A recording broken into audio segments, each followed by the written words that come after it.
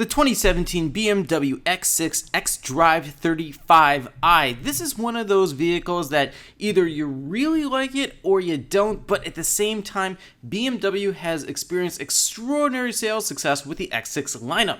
I'm Jay, and welcome to CarBuzz Unboxing Reviews. Now, I want to thank Neil BMW, as part of the Neil company, for letting us come on down and film today. So, the X6. Now, the first generation launched back in 2009, and it's the vehicle that literally started the luxury crossover coupe craze that all automakers are jumping on board these days. In fact, Mercedes-Benz with the new GLE class, it looks awfully like the X6 from so many different angles, but I'll get to that later on. Now, this is the second generation model that came out in 2015, so everything you see here is still very fresh and new, and I don't expect any sort of major changes for another year or two as far as the midlife facelift goes. But at this car's bare bones, it's essentially, well, a BMW X5. Yeah, it shares a wheelbase, interior, basic architecture, you name it. It just has a different body. In fact, in many ways, it's sort of like a parts bin BMW. BMW took some parts from here, others from there, to make this vehicle work. And that was definitely more the case with the first generation, but look at the whole thing worked. And the first generation, BMW sold more than 250,000 of those worldwide. So yeah, it very much justified having a second generation model that you see here. So unlike the X5, which is a sports activity vehicle, this is a sports activity coupe. So like I said, either you like the styling or you don't. But step inside and yeah, the dashboard, it looks essentially like an X5's. But there is no question here, this is absolutely fantastic build quality. Fit and finish, all the materials are just top notch. This is ivory white and black Dakota leather. It's got heated 14-way power front seats with 4-way lumbar support. And just so many extra little features here. For an example, it's got the ceramic control for $600, a Harman Kardon surround sound system with 16 speakers for $875, ambient lighting. Everything is just so impressive within here, and it's when I get to pricing, you'll kind of understand why BMW is able to charge so much for these and get away with it. In fact, this car is just still very much in demand, and in fact, it's so much in demand that there has been now the X4, which is based off of the X3, so it looks awfully like this X6 here, just downsized, and well, now there's going to be an X2. We just saw the concept of that premiere at Paris a couple months ago. That production spec version will be coming up in the near future as well.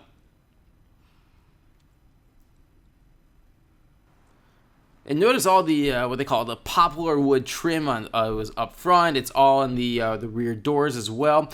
So this is interesting. Now, BMW considers this a 4+1 seater. Now, obviously 2 in the front and, well, 3 in the back, but it's kind of interesting here because the center spot in the rear seat now has a seatbelt, unlike in the first generation. So that center spot, it's not comfortable for adults. It's best for a small child. But again, I just found it kind of interesting how BMW designated the seating arrangements here. But let's get to what it's like in the driver's seat. Like I said, it's just classic BMW here. Now, this particular one is equipped with the premium package for $1,550. What do you get? Wireless charging and Wi-Fi hotspots, Sirius XM satellite radio with a 1-year subscription, keyless entry, quad zone automatic climate control as well.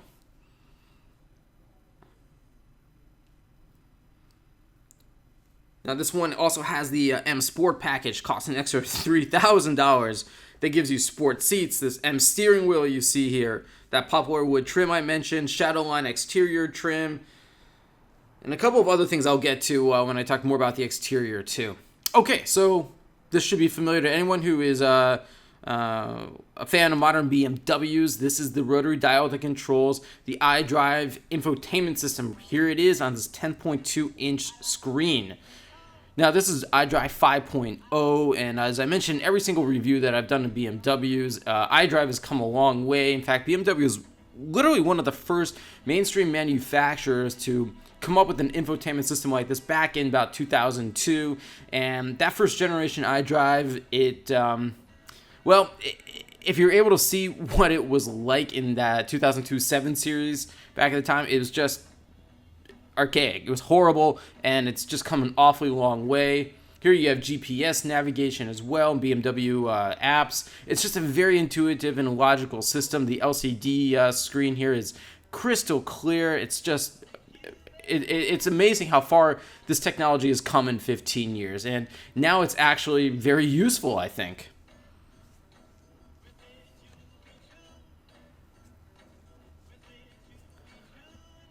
All right, so let's talk about some safety here. Now, a lot of standard safety features: driver and passenger front airbags, front and rear head protection system with side impact airbags, dynamic stability control with brake fade compensation, brake drying and brake standby features, dynamic traction control and dynamic brake control, along with four-wheel ABS disc brakes. Now, this is one of the maybe small complaints I have with some BMWs. As much as I like the interior like dash designs, I just think it could be a little clearer.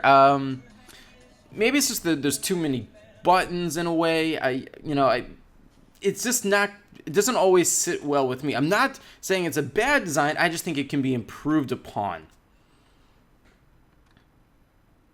Now, just so that you know, there are 3 trim levels in the main X6 lineup. You have the xDrive 35i. xDrive is BMW's newfound speak for rear-wheel drive. Again, this is a rear-wheel drive based platform. You have this one, the mid-range xDrive 35i. xDrive is BMW speak for all-wheel drive. You have the xDrive 50i, and then at the very, very top of the range, you have the X6M. That's obviously the M Performance Division model, and I'll tell you more about that in a few minutes too.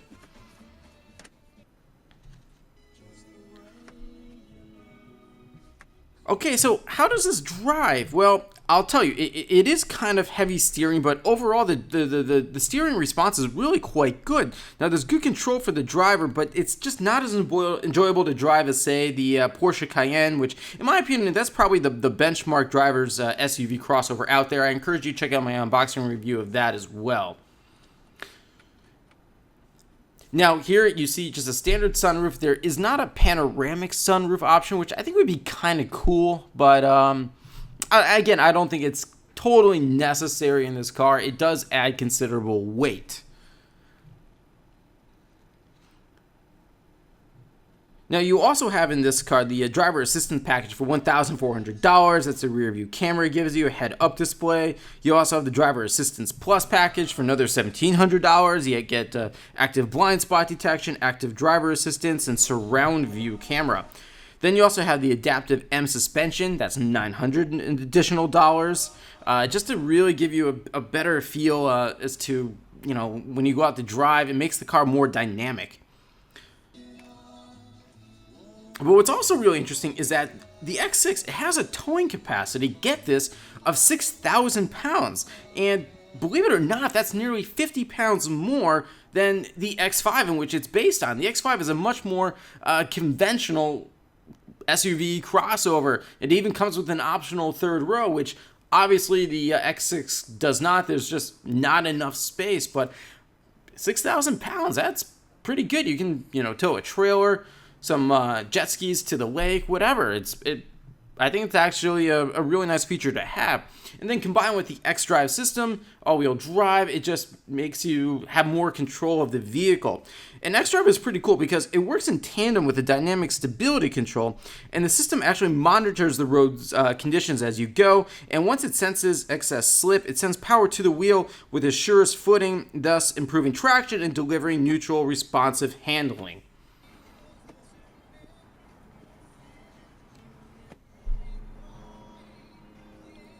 And I like these seats. They're really comfortable. They're heated 14-way power front seats with 4-way lumbar.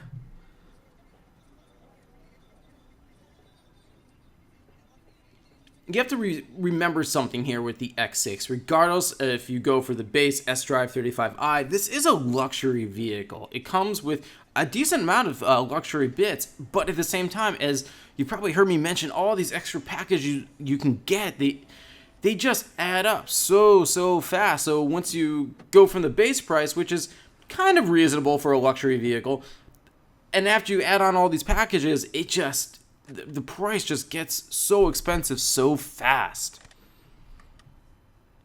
So as you can see in the rear seat, yeah, it's, there's sufficient space. I think because of the coupe-like styling, rear headroom is going to be lacking a little bit. And I definitely would not want to put an adult in that middle seat back here, because right here you have the other half of the quad zone automatic climate control. So you have the rear seat passengers. If you have two of them, they can each control the temperature, which I think you should have something like this, or at least available in a luxury car. But again, you got to pay for it.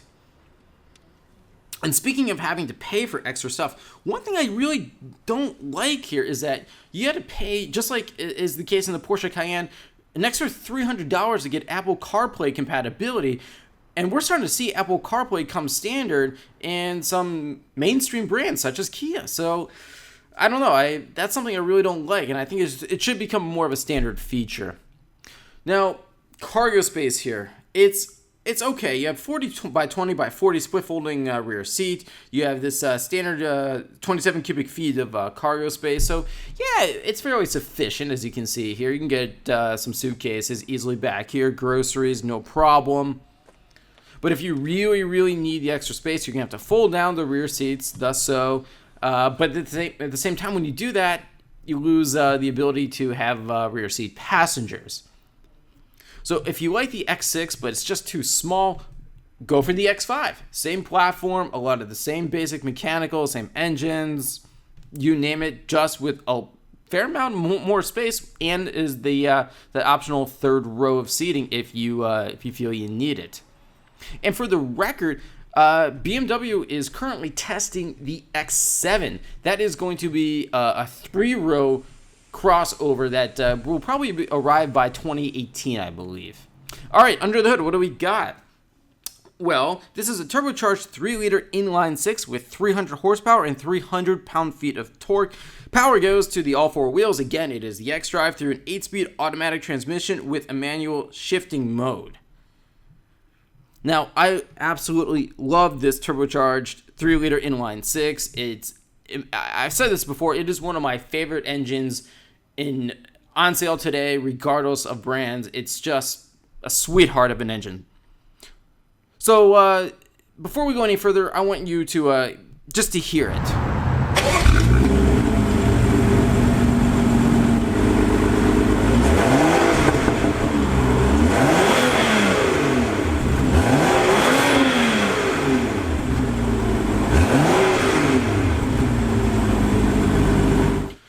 Right, I think that engine just sounds great. So performance, 0 to 60 miles per hour in 5.7 seconds.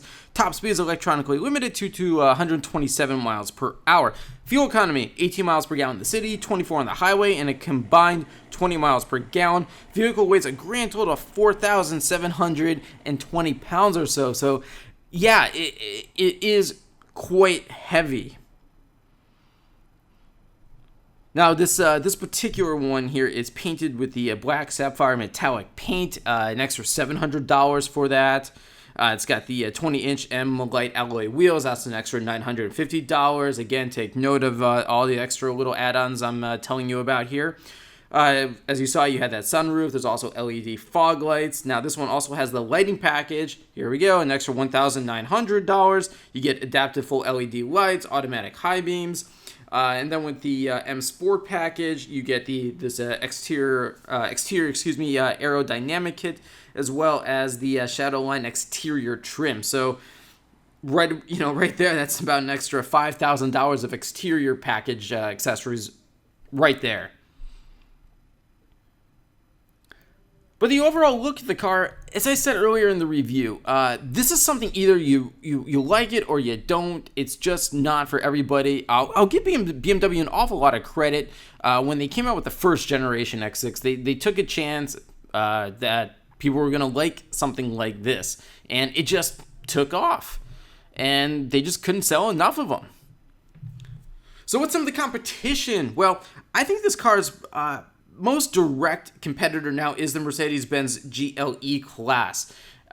If you take a look at that car and compare it side by side to this X6 right here, it's almost as if Mercedes-Benz took this and just put on a Mercedes front and rear end styling, and that's about it. The GLE class, it starts off at about $69,000, and if you want something a little bit more driver focused, purist driving, there's a Porsche Cayenne that starts off at about $61,000 and will easily go well into the six figures. There's also the brand new Maserati Levante that starts off at about $75,000, and for a lower price, if you like something luxury and kind of coupe-like, there's also the Infiniti QX70. So let's talk about pricing for this X6. Now, it comes with a base price of $63,700 for the xDrive 35i that you see here. Now, with all the options that I mentioned to you, plus a $995 destination fee, grand total, $79,170. So let's just say it's 80 grand for this. Look, if you have the money and you just want to spend 80 grand on kind of like a BMW X5 without all the extra interior space and cargo space, then fine, go for it. I think people are going to like the X6 if they want to make more of a fashion statement over having something more utility purposeful like that. So what do I like here? Well, it's got a great interior design, and the overall quality, it's just very, very impressive. As well as that turbo inline-six. It's brilliant, and the overall handling, despite this car's heavy weight, it's pretty darn good. And it's like I said, it can also tow up to 6,000 pounds. That's 3 tons. Very impressive. Now, what don't I like? Well, like I said, this exterior design, it's very polarizing, and when you're in the driver's seat, when you look back, you can tell immediately that it's just, there's rear visibility just sort of sucks. And there's also that lack of cargo space, and like I said, this is something you buy more for show rather than function. But then again, there's also the X6M. That's got a 4.4-liter twin-turbo V8 with 567 horsepower and 553 pound-feet of torque, 0 to 60 in that in 4 seconds. Base price, $102,000. Suddenly, it makes this X6 xDrive 35i seem kind of like a bargain. But let me assure you, this is a modern-day BMW luxury vehicle in its truest sense, and BMW is still having a lot of success. But I'm out of time for today. Thanks for watching, everyone. Any more questions for me, just leave them in the comment section below, and be sure to check out my next unboxing review. Thanks for watching. See you next time.